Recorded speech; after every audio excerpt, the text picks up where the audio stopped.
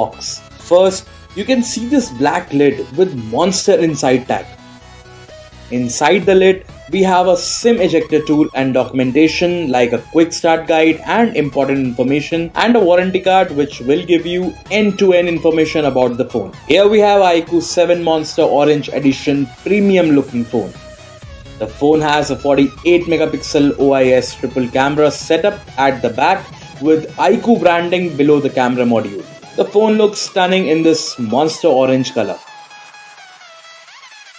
Now we have a silicone back cover which is going to protect your phone. Next, we have a USB Type-C cable for charging the phone and transferring the data, and a 2-pin wall charger with 66 watt of fast charging.